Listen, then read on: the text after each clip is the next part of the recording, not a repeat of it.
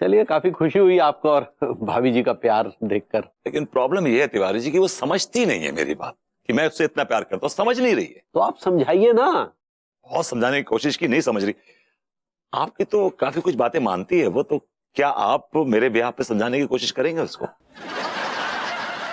हाँ, वैसे वाकई हमारी काफी बातें मानती हैं।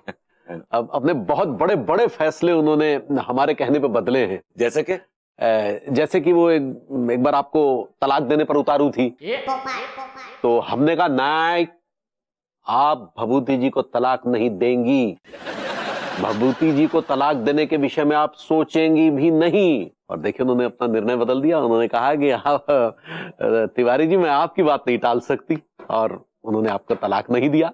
एक नंबर का फेंकू ये। हाँ जी। मैं कह रहा हूँ तिवारी जी, तो प्लीज प्लीज समझाइए नानू को मेरे लिए, प्लीज मेरे लिए समझाइए प्लीज। चलिए समझाते हैं। देखा तिवारी जी, सिर्फ आपकी वजह से मेरी शादी बची हुई है अभी तक। थैंक्स, हाँ, थैंक यू वेरी मच। चाय पिला, एक नंबर का चैटू कहीं का। फैसले बदल लिए इनके चक्कर में बड़े बड़े। भाभी जी घर पर हैं? अरे तिवारी जी, आइए आइए, बैठिए।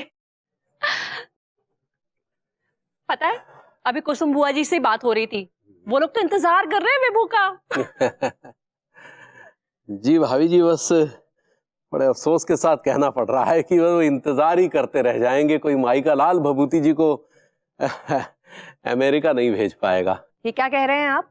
नहीं, ये हम नहीं कह रहे हैं, ये तो स्वयं भभूति जी ने कहा। क्या बोल रहे हैं आप? कुछ भी? कुछ भी नहीं भाभी जी, हमने अपनी आंखों से देखा, अपने कानों से सुना।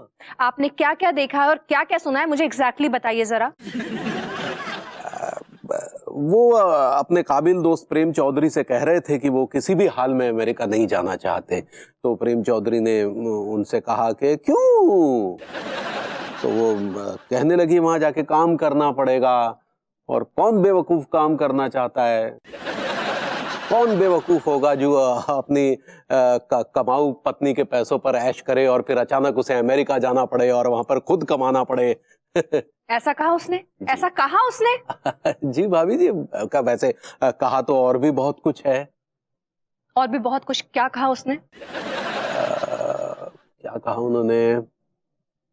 हाँ, उन्होंने कहा कि दरअसल अनु जो है वो मेरी बेरोजगारी के तांगे की वो घोड़ी है, जो रोज कम से कम इतना तो कमा ही लेती है कि मैं उसके पैसों पर ऐश कर सकूं।